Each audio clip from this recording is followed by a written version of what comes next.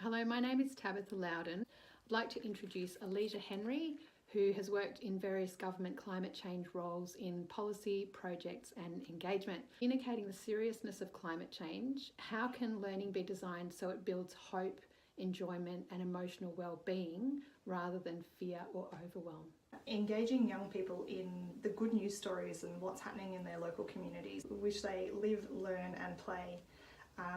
So understanding what's taking place across their landscape and celebrating those wins that are happening, even if they're tiny little pockets in their local communities, and it might feel small and insignificant in the grand scheme of our wicked problem of climate change. But I think seeing that there is stuff happening. Are there ways for teachers to connect students with community, industry or cross-secular projects that engage them, strengthen their sense of belonging?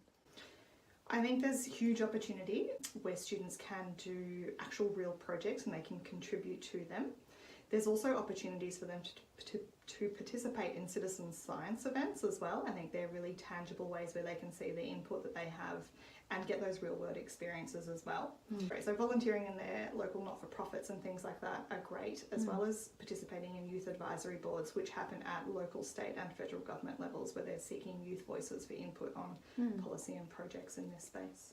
How can teachers help young people see caring for the climate as part of who they are, not just something they learn about? I think here there is an interesting opportunity for us to look at how nature words are disappearing from our language. So over the past 200 years, there's less and less of that in our language. So it demonstrates this disconnection from us and the landscape and the ecosystems in which we are not just living beside, but actually part of.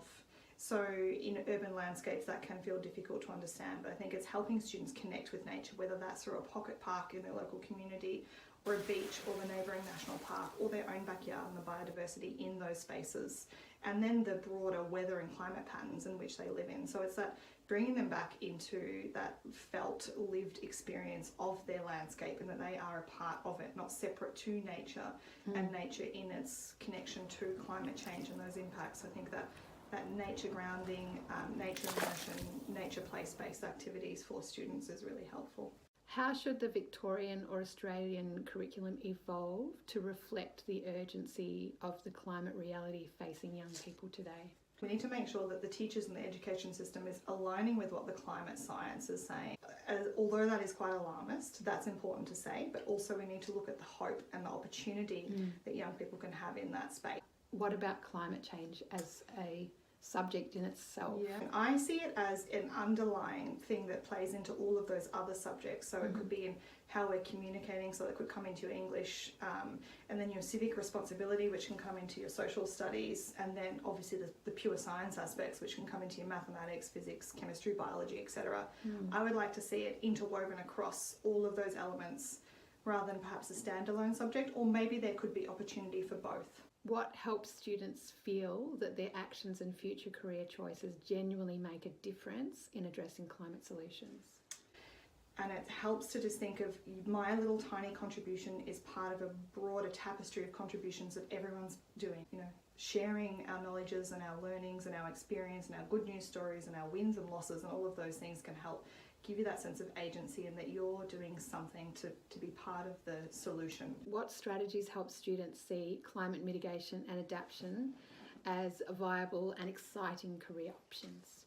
You could have a technical background, so you might be an IT professional who lends support to these kinds of things. You might be an accountant who comes into this space and provides accounting or HR services to these organisations that are delivering that climate change mitigation adaptation work. So it could be that you go in there as a scientist or a specialist expert in that space, or you have a support role in enabling these functions to exist. So there's that broad way of looking at it.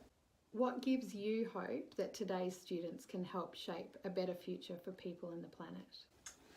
I feel like today's students are so clever, they're so motivated, and they're so much more engaged. There is this sense of ownership and agency because this is their future. The experience of climate change is going to be so prominent in their futures. It is the young people that gives me hope, and I think we need to keep amplifying their voices so that they know their voices are important and that they do have agency over the direction of our future.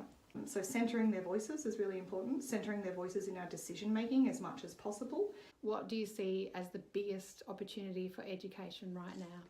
continuing to empower young people, continuing to show them that there is opportunities, that they are frank and fearless leaders of our future, and that they can start developing those leadership skills now and grow them across the span of their careers or their advocacy or campaigning work or whatever it is that they choose to do. And then tying in with the values of the individual students, so really helping them understand what their values are and that they can pursue their lives based on their values, including their career choices as well. And having those intergenerational conversations, intergenerational knowledge sharing as well, and just knowing, again, just that they are important, that their values and opinions and lived experience matters.